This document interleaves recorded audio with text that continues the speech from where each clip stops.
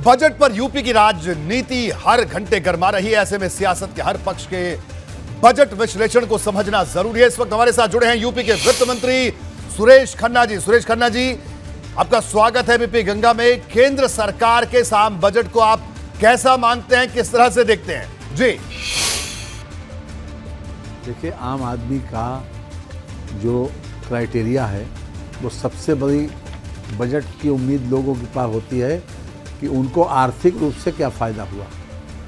तो आर्थिक रूप से फ़ायदा जो 5 लाख रुपए से 7 लाख रुपए इनकम बढ़ाई, इनकम टैक्स 7 लाख रुपए तक नहीं पड़ेगा, उसका सबसे ज़्यादा फ़ायदा पूरे सिनेरियो पर पड़ता है। और पूरे सिनेरियो पर फ़ायदा ये पड़ता है कि उनकी परचेजिंग पावर बढ़ी। जब परचेजिंग पावर बढ़ती है तो मांग बढ़ती है, और जब मांग बढ़ती है तो उसके हिसाब से उद्योग धंधे फलते फूलते हैं, और उद्योग धंधे जब फलते फूलते हैं तो रोज़गार के अवसर लोगों को मिलते हैं। रोज़गार के अवसर जब मिलते हैं तो हमारा प्रोडक्शन बढ़ता है। कुल मिलाकर जब हमारी आर्थिक गतिविधियों को स्ट्रेंथन करने वाला है, लोगों की जेब में पैसा जब ज़्यादा होगा, ये उम्मीद करते हैं। इस बजट में मैं आपको रोकना चाहूंगा, इस बजट से किसानों को क्या फायदा मिला? क्या आपको लगता है कृषि क्षेत्र और किसानों को आखिरकार क्या इस बजट से हासिल हुआ? किसानों के लिए उन्होंने खास तौर से मछली पालन के लिए 6,000 करोड़ रुपए की व्यवस्था अलग से की है, और 20,000 करोड़ रुपए तक की व्यवस्था उन्होंने उसके लिए की है जो किसान लोगों के ऋण की व्यवस्था अभी तक की है। 20 लाख करोड़ रुपए, सॉरी 20,000 करोड़ रुपए निकल गया था, 20 लाख करोड़ रुपए का ऋण की व्यवस्था की है। इसके अतिरिक्त जो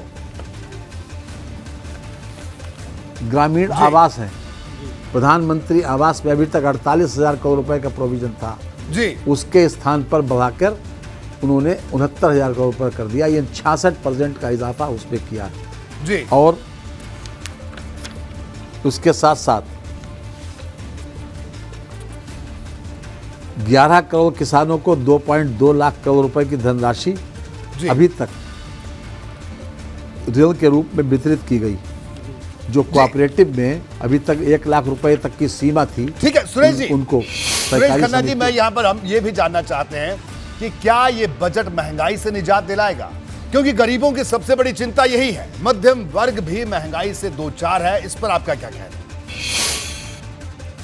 आपने ये देखा कि अभी आप पिछले 2 साल का आंकड़ा देख लो कि महंगाई स्थिर है, महंगाई बढ़ी नहीं है। और ये हमारा आंकड़ा नहीं, आप दुनिया की किसी पत्रिका का देख लो, कोई इंटरनेशनल की कोई वैसी क्या नाम पत्रिका देख लो, और किसी भी सर्वे में कोई ऐसा नहीं है कि महंगाई बढ़ रही है, किसी सर्वे में नहीं। ठीक है। और सुविधाएं ज़रूर बढ़ी, और सुविधाएं आगे भी बढ़ी। इंफ्रास्ट्रक्चर बढ़ रहा है।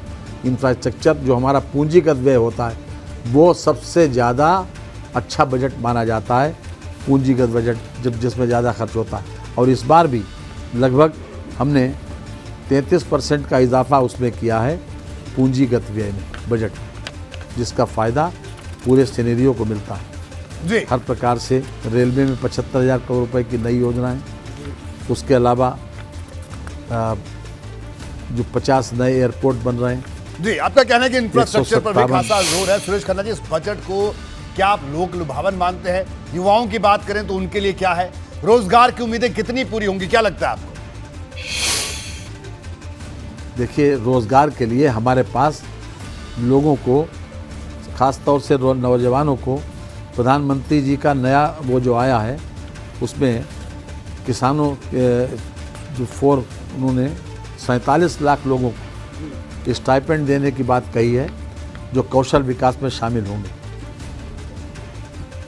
47 लाख लोगों को, कौशल युवाओं को डायरेक्ट बेनिफिट ट्रांसफ़र के रूप में आर्थिक सहायता दी जाएगी। यानी कि कौशल विकास 4 जो आ रहा है उसके माध्यम से लोगों को बेहतर स्किल मिलेगा, बेहतर ट्रेनिंग मिलेगी, बेहतर लोगों को हाथ का काम सीखने का मौका मिलेगा विद स्टाइपेंड जी। बिल्कुल। तो सुरेश जी, आपका कहना है कि हर वर्ग को फायदा होगा। सुरेश खन्ना जी, आपका बहुत बहुत शुक्रिया बीपी गंगा से जुड़ने के लिए। तो यूपी के वित्त मंत्री हमारे साथ मौजूद थे जो इस बजट को बेहतर बता रहे हैं। ये सत्ता पक्ष का कहना है।